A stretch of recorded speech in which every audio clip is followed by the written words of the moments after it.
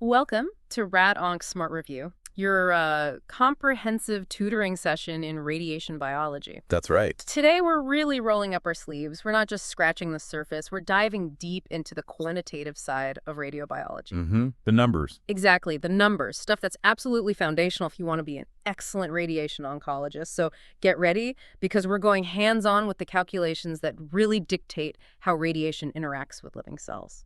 And I'm genuinely excited to tackle these critical calculations with you.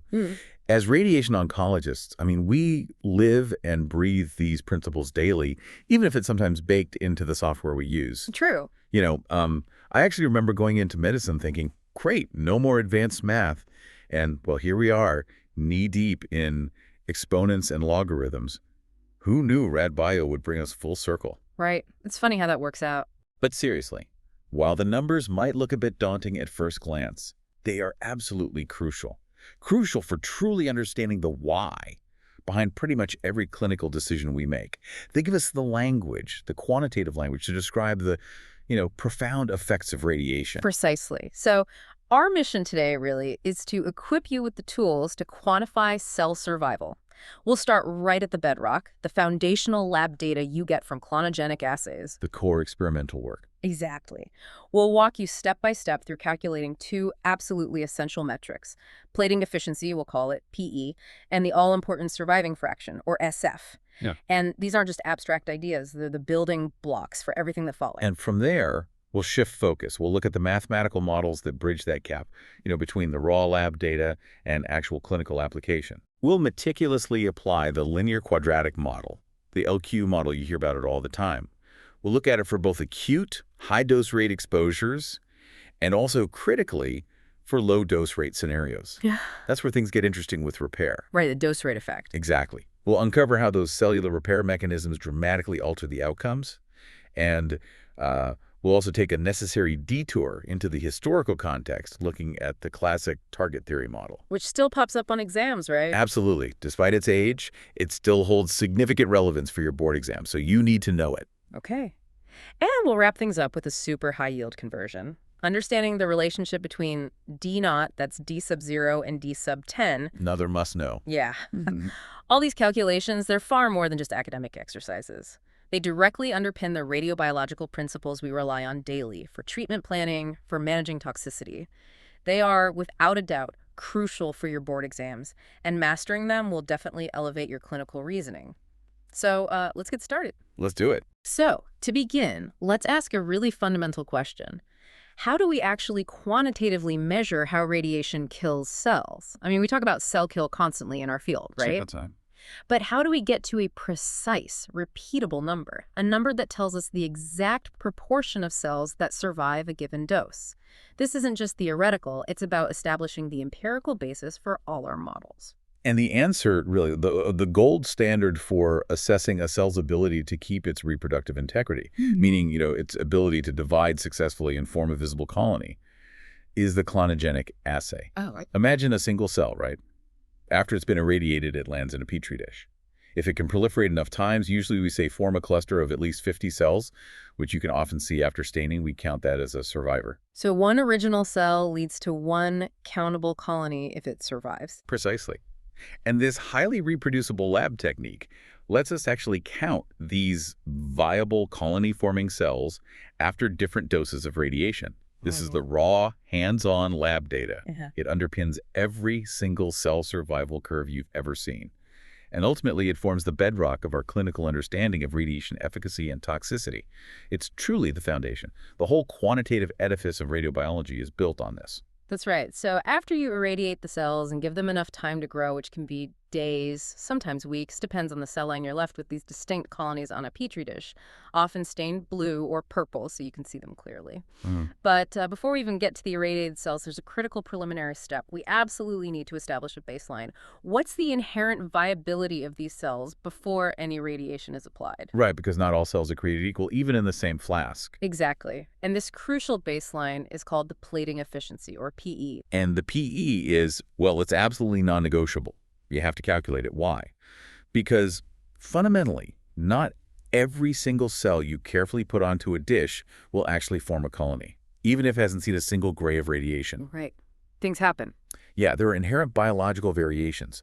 Some cells might just not be in the right phase of the cell cycle to attach and grow properly. Some might have some pre-existing, maybe non-lethal damage. Or maybe the culture conditions themselves aren't perfectly 100% optimal for every single cell. Okay. So plating efficiency accounts for this intrinsic baseline viability. It tells us, okay, out of the initial population of untreated cells, what percentage are actually capable of forming a colony under these specific experimental conditions? Think of it as our crucial quality control check. Got it. So how do we actually quantify this essential baseline? The formula for plating efficiency, usually expressed as a percentage, is pretty straightforward. PE equals. You take the number of colonies you counted in your control dish. The zero-dose dish. Right, the zero-dose dish. You divide that by the total number of cells you initially seeded or plated in that control dish. Then you take that whole fraction and multiply it by 100%. It's just a ratio, really, but it sets the stage for all the later survival calculations. Let's run through a quick example, make it concrete. Imagine you've meticulously seeded 100 cells onto a control dish. Again, this dish got 0 gray. It's our untreated reference. After, say, 10 days of incubation, you carefully count the colonies, and you find there are 90. Okay, 90 colonies from 100 cells seeded. So following our formula, you take 90 colonies divided by 100 cells seeded. Which is 0.9. Right, 0.9. Then you multiply that by 100%, which gives you 90%. So what does that mean? It means that, under these specific lab conditions, 90% of the cells you plated were inherently capable of forming a colony. That's your baseline success rate. Exactly. And this PE value, 90% in this case, is absolutely crucial. You must account for this baseline TE in all your subsequent calculations for the dishes that did receive radiation. Because if you don't... Big mistake. Yeah, your cell survival calculations would be artificially low. It would make the radiation look more effective than it truly was on the cells that were actually viable to begin with. Precisely. And that meticulous baseline correction leads us straight to the ultimate metric we're usually after, the surviving fraction, or SF. Okay. This value truly represents the proportion of cells that manage to keep their reproductive integrity after getting a specific dose of radiation. It's calculated as the number of colonies you see on your treated dish, but, and this is the key part, it's corrected for that baseline plating efficiency we just figured out. So you're comparing the outcome only to the cells that had the potential to survive in the first place. Exactly right. Otherwise, like you said, it's comparing apples to oranges, or maybe apples to a mix of apples and, I don't know, dud seeds. You need to compare to the viable seeds only. Makes sense. And the formula for surviving fraction captures this correction perfectly. SF equals the number of colonies counted in your irradiated dish divided by. Now, in the denominator, you have a product. It's the number of cells you initially seeded in that dish, multiplied by the plating efficiency, but crucially expressed as a decimal. Right, not the percentage. So if your PE was 90%, you use 0.90 in this formula. Exactly. Using the decimal ensures the math works out correctly. Let's immediately apply this. Let's use a slightly different PE for variety. Let's say for this experiment, our PE was 80%. So as a decimal, that's 0.80. Okay. Now, for one of our experimental dishes, let's say we seeded 1,000 cells. A higher number, typically needed when you expect more cell kill. And we expose these cells to a dose of 4 grays. After incubation, we carefully count the colonies and find we have 36. Okay, 36 colonies survived 4 grays from an initial seeding of 1,000 with a PE of 80%. So to calculate the SF, we set it up. 36 colonies in the numerator divided by open parenthesis, 1,000 cells seeded times the PE of 0.80, close parenthesis. So the denominator first. 1,000 times 0.80 is 800. Right. So the calculation becomes simply 36 divided by 800. And if you punch that into a calculator... Or do the long division if you're feeling brave. You get 0.045. So the surviving fraction at 4 gray is 0.045. What does that mean in plain English? It means 4.5% of the originally viable cells survived that 4 gray dose. And this is where the importance of correcting for PE really hits home. It's such a common trap on exams if you're rushing. Oh, yeah. Yeah. If we had not used the PE correction, if we just mistakenly divided 36 colonies by the 1,000 cells we seeded, just ignoring the fact that only 80% were viable. You'd get 36 over 1,000, which is 0.036. Yeah. Exactly, 0.036, or 3.6%. Now compare that to the correct answer of 4.5%. Ah, That's a pretty significant difference, right? definitely. It would lead you to misinterpret the radiation's actual effectiveness on the cells that were reproductively competent to begin with. It just highlights why this correction is absolutely essential for accurate, meaningful cell survival data. Ah.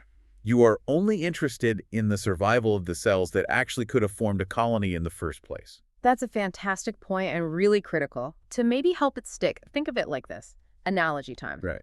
Imagine you're running a marathon with a group of friends. Okay. Plating efficiency is like knowing that even before the starting gunfires, only a certain percentage of your friends are actually physically capable of finishing a marathon. Maybe due to varying fitness levels or if someone has a nagging injury. Let's say only 80% are truly viable runners for the full distance. Okay, I see where you're going. Now, after the marathon, you want to know how many of your friends survived the grueling race, meaning how many actually crossed that finish line. You wouldn't divide the number of finishers by all your friends you started with, including the ones who you knew couldn't even realistically start or finish, right? No, that wouldn't make sense. You divide the number of finishers by the number of friends who are actually viable runners at the beginning, the 80% group. That's your surviving fraction for the race. It's about getting the true measure of the intervention's effect at the marathon, in this case, only on those who are truly capable of responding or completing it. That's a perfect analogy for clinical thinking. Okay, so now that we've firmly established how to precisely measure cell kill using the clonogenic assay, accounting for PE and getting our SF, let's transition to how we model this survival data mathematically. Right, the curves. Exactly. The relationship between surviving fraction and the radiation dose isn't just a random scatter of points on a graph. It's described by some incredibly powerful mathematical models. And among these, the most important, the most currently and widely used model in clinical radiobiology is the linear-quadratic model. The LQ model. The LQ model.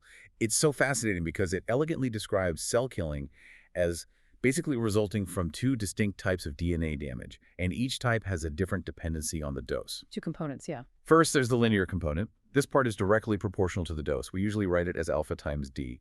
This component mainly represents single-hit, non-repairable lethal events. Think of it like a direct catastrophic hit, maybe an irreparable double-strand break in the DNA caused by a single track of ionization passing through a really critical target. These are often lethal pretty much immediately. Right, one hit, kill confirmed. That's alpha. Then you have the quadratic component. This part is proportional to the dose squared. We write it as beta times D squared. This signifies something more complex. It represents the accumulation and, crucially, the interaction of two separate sublethal events that, when they happen close enough together in time or space, combine to become lethal. Okay, so two hits are needed for this type of kill. Essentially, yes. Imagine two separate, maybe repairable DNA single-strand breaks, or perhaps less complex double-strand breaks. If these occur close enough to each other before the cell has a chance to repair the first one, they can interact maybe through misrepair to form a single irreparable lethal lesion, like a chromosome aberration. Ah, so the probability increases faster than linearly with dose. Exactly. It implies that the more hits you get per unit time, higher dose rate, or the higher the total dose, the exponentially greater the chance becomes of these normally repairable sublethal damages interacting and converting into a lethal event. That's the D squared dependence. And the formula that beautifully encapsulates this relationship is surviving fraction equals E. That's the base of the natural logarithm, raised to the power of, now here's the exponent, open parenthesis, negative alpha times D plus beta times D squared, close parenthesis. You can just repeat that for absolute clarity, because honestly, this is a foundational equation you will see constantly. Surviving fraction equals E raised to the power of negative, open parenthesis, alpha times dose plus beta times dose squared, close parenthesis. Alpha captures the efficiency of those single-hit lethal events. Beta captures the efficiency of the two-hit lethal events. And the characteristic shape of the survival curve we always see on a log linear plot. With the initial shoulder. Right, that initial shoulder region where the curve bends, followed by a steeper, more linear slope at higher doses. That shape is perfectly explained by the interplay of these two components. The beta component becomes increasingly dominant at higher doses, causing the curve to bend downwards more steeply. Okay, theory's great, but let's put this into practice with a calculation. Get our hands dirty. Let's do it. Imagine we have a population of V79 hamster cells, a very common cell line used in radiobiology experiments, and they get irradiated with a single acute dose of 5 gray.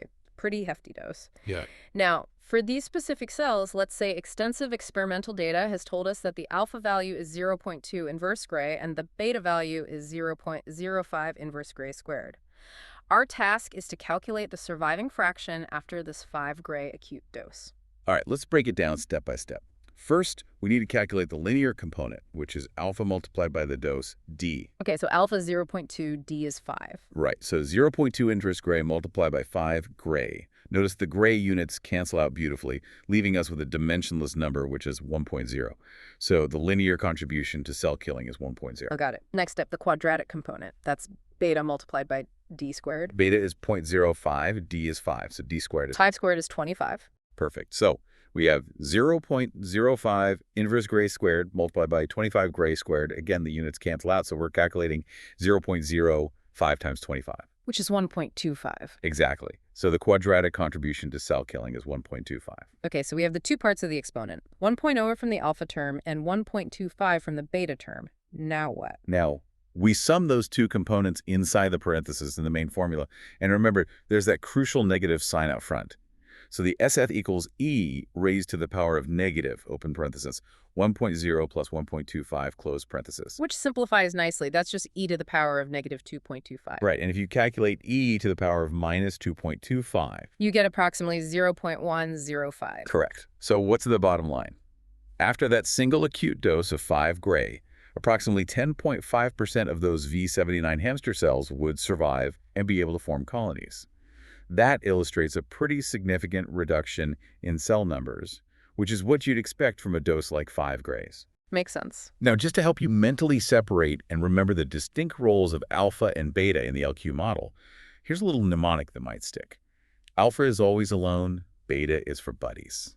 Okay, alpha is always alone, beta is for buddies. How does that work? Well, alpha refers to those single-hit events, right? They're always alone in causing that immediate, often irreparable damage. One hit is enough. Beta, on the other hand, is for buddies. It represents those two separate sublethal events that need to team up or interact like buddies to become a lethal lesion. Ah, I like that. Alpha alone, single hit. Beta buddies, 2 hits interacting. Exactly. It just helps differentiate the linear alpha and quadratic beta components and their underlying mechanisms. Might be useful for recall. Definitely helpful. Okay, now let's consider a really fascinating what-if scenario. This is where the LQ model gets even more powerful clinically. What happens if that exact same total dose of 5 gray is delivered, not as a single acute blast, but instead it's spread out over a very, very long period? At a low dose rate, or LDR? The dose rate effect. Absolutely critical concept. Yeah, this brings us right to it. How does delivering the dose slowly influence cellular response? And why does that profoundly impact our clinical decisions, especially in things like brachytherapy? This is where the LQ model really shines, and actually it simplifies beautifully in this scenario. The core principle, the absolute key thing to grasp about low-dose irradiation, is that there is sufficient time for the cell to repair what we call sublethal damage between the individual ionizing events. Okay, so the gaps between the hits are long enough for repair to happen. Precisely. Remember that beta component, Wait. the buddies needing to interact. It relies on those two separate sublethal events accumulating before the first one gets fixed. Well, if you stretch out the delivery of the dose over hours or even days, you're essentially giving the cell ample time between those individual hits to actively repair the initial bits of damage before a second hit might come along nearby and interact. Like constantly patching small holes in a leaky boat. If the leaks happen slowly enough, you can keep up with the repairs. That's a great way to think about it. The cell has these sophisticated DNA repair pathways, things like non-homologous end joining and ATJ and homologous recombination, HR, and they can operate very efficiently during these prolonged exposures. As a result, the damage associated with that beta component, the damage requiring interaction, is largely mitigated. It gets repaired. So effectively, the beta component becomes negligible. Exactly.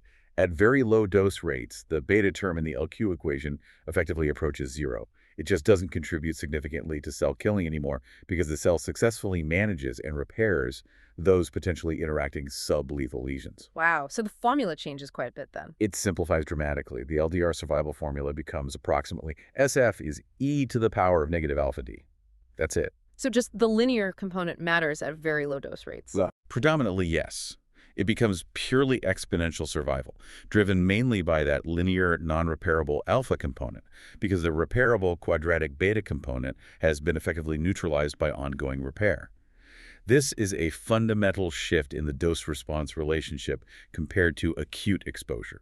Okay, let's use the same values we had before for our V79 hamster cells, but apply them to this LDR scenario. Total dose is still 5 gray, and alpha is still 0.2 inverse gray. All right, the calculation is now much simpler. SF is approximately e to the power of negative alpha times d, So negative 0.2 times 5. which is just -1. Yeah. So SF is approximately e to the power of -1. And e to the -1 is a famous value in radiobiology. Indeed, it's approximately 0.37. Wow, look at that difference. Just by delivering the same total dose of 5 gray, but doing it slowly at a low dose rate, the surviving fraction jumped dramatically. It went from about 10.5%, which we calculated for the acute dose, Right.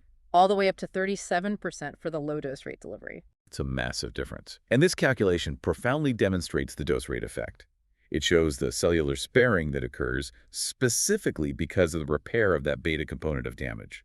And this very principle, this differential repair, is fundamental to understanding why LDR brachytherapy works clinically. Can you expand on that connection? Sure. With LDR brachytherapy like prostate seeds or some GYN implants, we leave low-activity radioactive sources in or near the tumor for days or even permanently. They deliver the radiation continuously but slowly. The tumor cells, often rapidly dividing and perhaps less efficient at repair, still accumulate lethal damage. But the surrounding normal tissues, especially the late-responding ones with efficient repair mechanisms, can handle that slow delivery much better. They repair the sublethal damage effectively.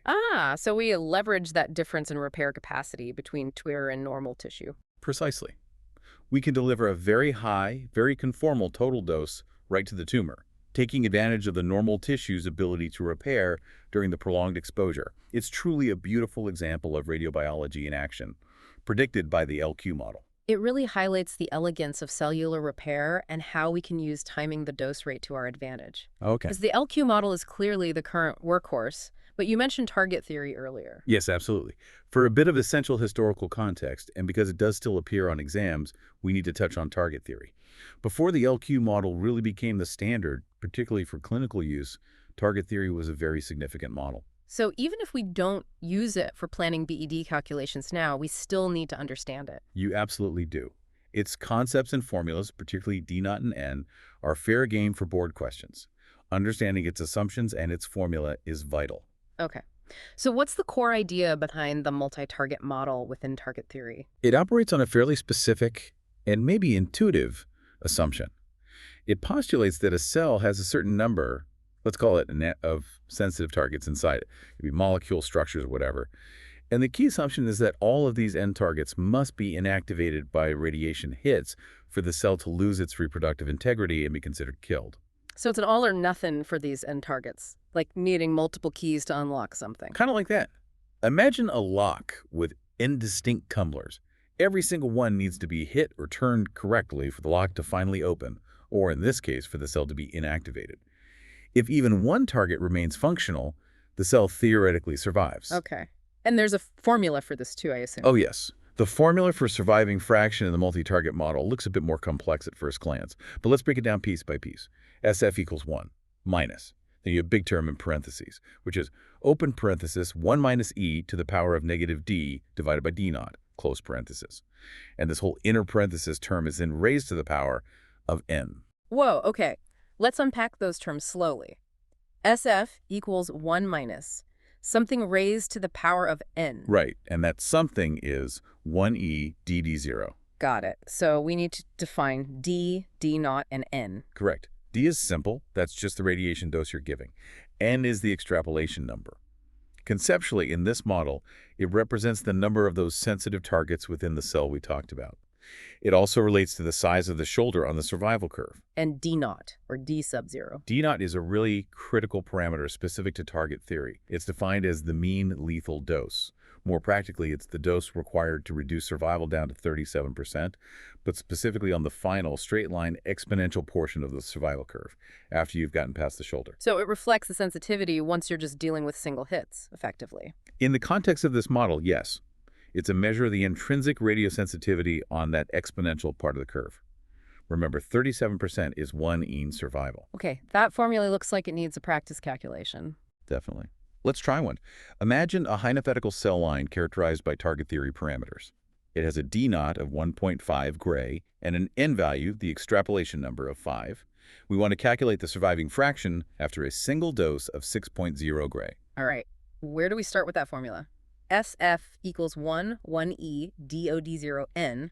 Let's work from the inside out. First, calculate the exponent, D divided by D₀. Okay, D is 6.00 gray, D₀ is 1.5 gray, so 6.0 divided by 1.5 equals 4. Perfect. So the exponent is -4. Next, calculate the exponential term, e to the power of -d divided by D₀. So e to the power of -4. Okay, e to the -4, that's a small number, approximately 0.0183. Exactly. And for quick board exam math, you can often approximate that as, say, 0.02. Makes the next steps easier. Good tip. Okay, so let's use 0.02. Now we calculate the term inside the main parentheses. 1 minus e to the -4. Right, so 1 minus 0.02. That's 0.98. Okay, almost there. Now we take this entire term, the 0.98, and raise it to the power of n. And n in our scenario was 5. So 0.98 raised to the 5th power.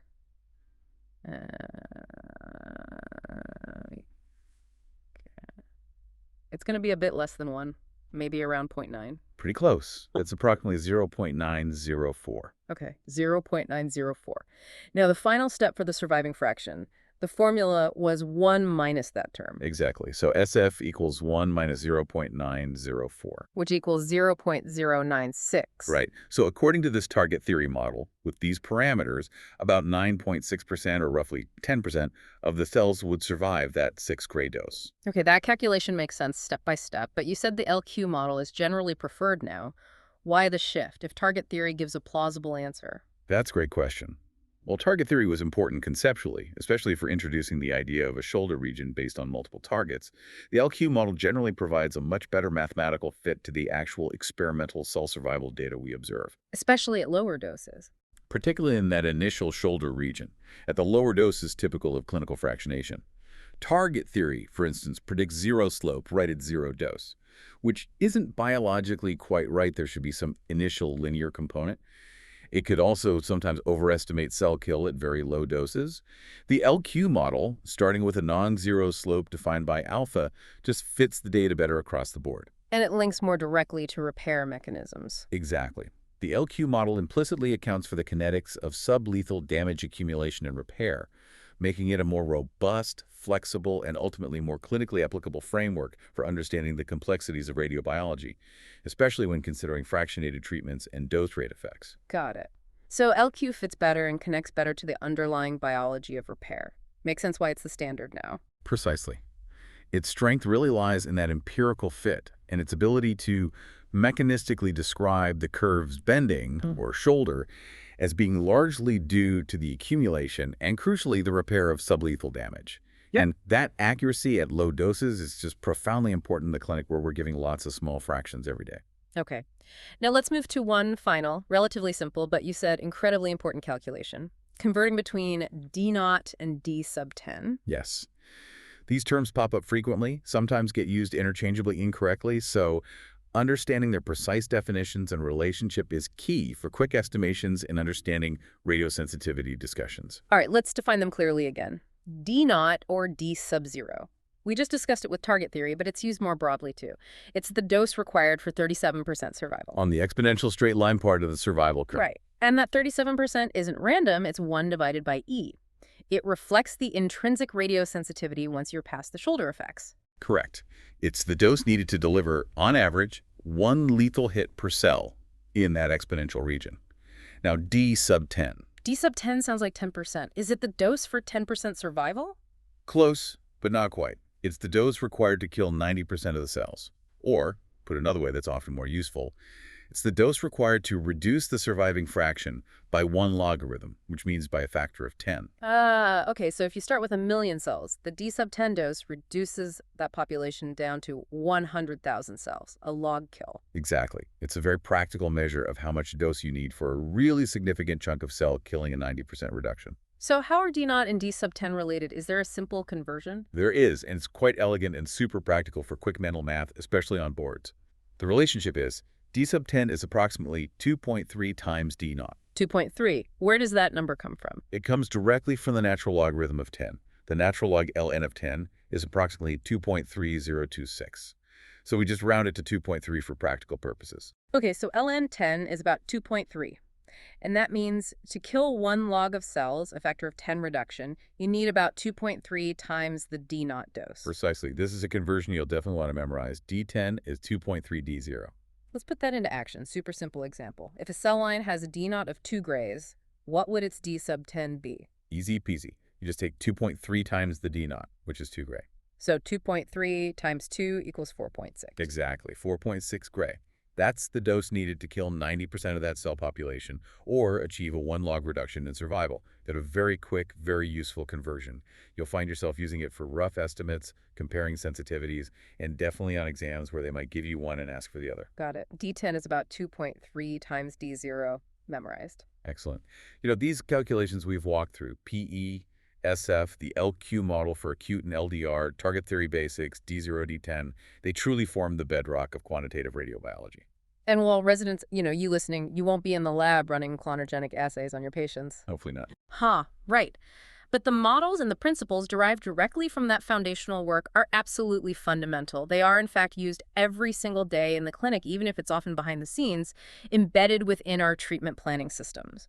They directly translate into how we understand and manipulate radiation dosage safely and effectively. That is profoundly true. The LQ model in particular, it's the very engine, the core calculation behind figuring out the biologically effective dose, or BED. Yes, BED, crucial concept. Absolutely crucial. BED calculation is what allows us to compare totally different fractionation schemes on a level playing field. For example, how does a standard 6-week course of radiation, giving small daily doses, biologically compare to a much shorter, maybe 3-week hyperfractionated course that uses larger daily doses? You can't just compare the total physical dose, right? No way. It's biologically meaningless. The BED, calculated using the alpha-beta ratio derived from the LQ model, lets us put these different schedules on a biologically equivalent footing. It helps us understand their true effects on both the tumor cells and, just as importantly, on the surrounding normal tissues. Without the LQ model and alpha-beta ratios, calculating BED would be impossible. Comparing these schemes would be largely guesswork, much riskier. So knowing the alpha-beta ratio for different tissues is key to using the LQ model for BED. Absolutely. And those alpha-beta ratios themselves are derived directly from fitting the LQ model to experimental survival data for different cell types and tissues. For rapidly dividing tissues, the ones that show radiation effects early, like skin, gut mucosa, maybe some fast-growing tumors, the alpha-beta ratio is typically high, often around 10 grays, sometimes even higher. Meaning they are more sensitive to the alpha component, the linear part. Exactly. They're more sensitive to cell killing per gray, especially at lower doses, and maybe have less capacity for sublethal damage repair, or are killed more by single hits. Conversely, for slowly dividing tissues, the ones where radiation damage shows up late, think spinal cord, lung, kidney, brain, the alpha-beta ratio is typically much lower, often in the range of 2 to 5 gray, maybe even lower for some tissues like prostate. And a low alpha-beta ratio means their response is more dominated by the beta component, the quadratic part. Precisely. Their survival curves have a more pronounced shoulder. They're more sensitive to changes in fraction size because the beta D squared term becomes more dominant with larger d. And critically, they generally have a higher capacity for repair of sublethal damage between fractions. And this quantitative understanding directly informs our clinical decisions, especially about fractionation. Directly. For those late responding normal tissues, the ones with the low alpha-beta ratios, giving larger individual fraction sizes is disproportionately more damaging. That D squared term really bites them hard. This is exactly why conventional fractionation, using small daily doses like 1.8 or 2 gray per fraction over many weeks, became the standard for many treatments, especially where late toxicity to critical organs like the spinal cord or brainstem is a major concern. Those smaller fractions allow more time and opportunity for repair of sublethal damage in these sensitive normal tissues between doses, thereby sparing them from severe, irreversible late effect. That makes perfect sense. We're exploiting the difference in alpha-beta ratios between tumor and normal tissue. We are. And let's just quickly revisit that profound dose rate effect we calculated earlier using the LQ model. The difference between acute and LDR. Exactly. That very principle, the sparing effect of low dose rate due to repair of the beta component, is fundamental to how low-dose rate, or LDR, brachytherapy works in practice. It explains precisely why we can implant radioactive sources, like iodine-125 seeds in the prostate, that deliver radiation continuously but slowly over days or weeks. Giving a very high total dose eventually. A very high cumulative dose right in the tumor, yes. Meanwhile, the surrounding normal tissues, particularly those late-responding ones with efficient repair, low alpha-beta, have ample time during that prolonged exposure to repair much of their sublethal damage. This differential repair capacity, predicted beautifully by the LQ model, allows us to hit the tumor hard while minimizing irreversible toxicity to adjacent healthy structures like the rectum or bladder. It's a prime example of physics, biology, and clinical practice all converging through this quantitative understanding. It's really quite elegant. So ultimately, understanding these calculations, getting comfortable with them, isn't just about passing exams or memorizing formulas. It genuinely gives you the powerful tools to critically evaluate treatment plans, to adapt protocols, and to apply these fundamental radiobiological principles directly to your daily clinical practice. Well said. It's about understanding the why behind what we do. And that understanding makes you a much more thoughtful, adaptable, and effective radiation oncologist. Okay, to really hammer home this practical application, let's think through a mini case study. A quick clinical scenario. All right, let's do it. Imagine you have a patient with a rapidly growing aggressive tumor. Let's say it's a head and neck squamous cell carcinoma. And you're weighing two distinct treatment approaches. Either a conventional fractionation schedule, maybe 70 gray in 35 fractions, so 2 grays per day over 7 weeks. Standard approach. Or you're considering a more accelerated, perhaps hyperfractionated schedule, maybe fewer but larger doses per day or per WIT. Let's say something like 66 gray and 30 fractions given twice a day, or maybe even larger fractions over fewer weeks. How might your understanding of these cell survival calculations, specifically thinking about the typical alpha-beta ratios of the tumor versus the critical surrounding normal tissues in the head and neck, how would that guide your choice? Especially when you factor in their different capacities for repair. That's a classic clinical dilemma. Okay, so first, let's consider a typical head and neck squamous cell carcinoma. Many studies suggest these tumors, being relatively rapidly proliferating, often have fairly high alpha-beta ratios. Maybe somewhere around 10 gray, perhaps even higher in some cases, similar to early responding normal tissues like the mucosa. Okay, so alpha-beta around 10 gray for the tumor. What does that imply? It implies they might be more sensitive to the linear alpha component of cell kill. Their survival curve might be less shouldery. And perhaps they have a somewhat limited capacity to repair sublethal damage compared to some of the critical normal tissues nearby. Right. And what about those critical normal tissues in the head and neck, like the spinal cord, brainstem, maybe salivary glands? Those are generally classic late-responding tissues. They typically have much lower alpha-beta ratios. For the spinal cord, it's very low, maybe 2 to 3 gray. Salivary glands may be slightly higher, but still likely in the 3 to 5 gray range. So low alpha-beta, maybe 2 to 5 gray for the critical normal tissues, meaning they rely more on repair. Exactly. They have a strong dependence on the quadratic beta component of cell kill, meaning their survival curves have a significant shoulder, and they possess robust capabilities for repairing sublethal damage between fractions. Okay, so we have tumor alpha-beta, 10 GI, normal tissue alpha-beta 3 GI. Now, how does fractionation play into that? What if we choose a hypofractionated schedule with larger doses per fraction, say 3 gray instead of 2 gray? Well, when you increase the dose per fraction, you disproportionately increase the cell-killing effect from the quadratic beta D squared component per fraction. Okay. Now, think about the tissues. For the tumor, with its higher alpha-beta ratio, meaning beta is relatively less important compared to alpha, increasing fraction size might still be effective, perhaps overcoming its repair capacity or hitting it harder. But for those crucial late-responding normal tissues, the ones with the low alpha-beta ratio where beta is very important. Those larger fractions are going to hit them much harder. Much, much harder, biologically speaking. That D squared term really magnified the damage in low alpha-beta tissues. They accumulate more sublethal damage per fraction, and if the time between fractions is also shortened in an accelerated schedule, they might not have enough time to fully repair it. This significantly increases the risk of severe, potentially devastating late toxicities, myelopathy, xerostomia, necrosis. So hypofractionation might be good for the tumor, but potentially much worse for the critical late-responding normal tissue. That's the fundamental trade-off you're constantly balancing. It's all about finding that therapeutic window, right? Maximizing tumor control probability while keeping the risk of normal tissue complications below an acceptable level. These calculations, particularly BED based on alpha-beta ratios, literally allow us to quantitatively predict and manage that delicate balance.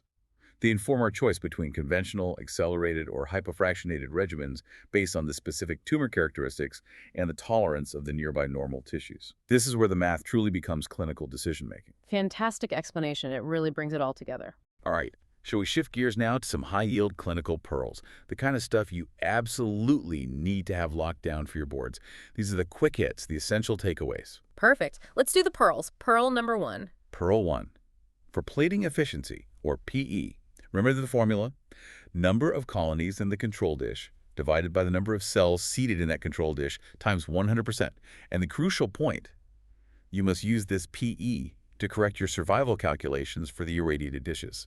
It's about getting the true proportion of survivors from the viable starters. Okay. Pearl number 2. Pearl 2. For surviving fraction, or SF, the formula, number of colonies counted in the treated dish divided by the product of cells seated in that dish times the PE expressed as a decimal. Always remember that PE correction in the denominator. It's a super common place to make a mistake if you're not careful. Got it. Denominator is cell seated XPE as decimal. Pearl 3. Pearl 3. For the LQ model, specifically with an acute dose, the formula, SF equals e to the power of negative, open parenthesis, alpha D plus beta D squared, close parenthesis. Key takeaway. Both the linear alpha and the quadratic beta components contribute significantly to cell killing at acute dose rates. The shoulder reflects that beta component. Makes sense. Pearl number 4. Pearl 4. For the LQ model, but now with a very low dose rate, LDR, remember the beta component effectively disappears due to repair, so the formula simplifies dramatically. SF is approximately e to the power of negative alpha D. Just the linear term dominates. This explains the dose rate effect biologically. Excellent. And the final pearl number 5. Pearl 5. The essential conversion between D₀ and D₀. Remember, D₀ is the dose for a 90% kill, or 1 log reduction. The quick conversion is D₀ is approximately 2.3 times D₀. That 2.3 comes from the natural log of 10. Super useful. Fantastic summary of the absolute must-knows. Okay, feeling sharp. Ready for a quick board blitz to test your understanding of these calculations, see how they might actually look on an exam. Let's do it. These are exactly the kind of questions you need to be able to tackle quickly and accurately. All right, board blitz question 1. In a clonogenic assay, 200 cells are plated in a control dish. After incubation, this results in 160 colonies being counted. What is the plating efficiency? Is it A, 20%, B, 40%, C, 80%, or D, 125%? Take a moment. Calculate it. Okay, thinking. PE is colonies counted divided by cells seated times 100%. So 160 divided by 200. That's 16 divided by 20, or 45, which is 0.8. Then 0.8 times 100% is 80%. The correct answer is C. Perfect. Foundational calculation. Nailed it. Question 2. Now, using the 80% plating efficiency from the previous question, a separate dish is seeded with 1,000 cells and irradiated with 4 grays. After incubation, 80 colonies are counted. What is the surviving fraction? Is it A, 0.08, B, 0.10, C, 0.12, or D, 0.80? Remember to use the PE. Okay, SF formula. Colonies counted, cells seated PE as decimal. So 80 colonies in the numerator. Denominator is 1,000 cells, 0.80. 1,000 times 0.8 is 800. So the calculation is 80 divided by 800. That simplifies to 880, which is 110, or 0.10. The correct answer is B. Excellent. See how crucial that PE correction was? Without it, you'd have gotten 801,000 equal 0.08, which was option A, the trap answer. Let's say love setting those traps. Okay, question 3. A population of cells has an alpha of 0.15 inverse gray and a beta of 0.05 inverse gray squared. It's given a single acute dose of 4 grays. The surviving fraction is closest to which value? A, 0.08, B, 0.14, C, 0.25, or D, 0.5. This needs the full LQ calculation. All right, deep breath. LQ model. SFF E alpha D plus beta D, alpha 0.15, beta 0.05 D4, first alpha D 0.15, 4.60, second beta D 2.05, 0.0516, let's see, still 0.0516, that's like 516, 100, 80, 100, 0.80, okay, no, add them, alpha D plus beta D plus 2.60 plus 0.80, 1.40, so the exponent is negative 1.4, so we need to calculate e to the power of negative 1.4. Oh, e to the next one is 0.37. E to the negative 2 is about the 0.135, so e to the negative 1.4 should be somewhere between those. Closer to 0.135 than 0.37. Looking at the options, the 0.25 looks plausible. Let me double check. E1.4 is approximately 0.2466. Yes, close answer C is 0.25. Fantastic breakdown. Careful step-by-step calculation is key there. Don't rush the arithmetic. Okay, final question for the Blitz. Question 4. A cell line is characterized by a D₀ of 1.8 gray. What dose is required to kill 90% of the population in a single fraction, assuming you're on the exponential portion of the survival curve? Is it A, 1.8 gray, B, 2.3 gray, C, 3.6 gray, or D, 4.14 gray? Okay, keywords. Kill 90%, D₀ is 1.8 gray. The dose for 90% kill is, by definition, the D sub 10, and we know the relationship B sub 10 is approximately 2.3 times D₀. So we need to calculate 2.3 times 1.8 gray. 2.3, well, let's see, 2.32 would be 4.6, so it's a bit less than that. 2.31 equals 2.3, 2.3, 0.8, 823 is 184, so 1.84, add them, 2.3 plus 1.84 again is 4.14 gray. Yeah. The correct answer is D. Perfect. You nailed the conversion and the calculation. Excellent job on the board, Blitz. Woo. Keeps you on your toes. It does. So let's quickly recap today's session. We've really dug into the foundations of quantifying cell survival in radiobiology. We started with the absolute bedrock, the clonogenic assay. We mastered calculating plating efficiency from control plates, and then, critically, using that PD to determine the true surviving fraction for irradiated cells. That's the empirical data everything else is built on. Absolutely. And then we thoroughly applied the real workhorse of modern radiobiology, the linear-quadratic model. We used it to calculate cell survival after both acute high-dose rate exposures and, crucially, after low-dose rate exposures.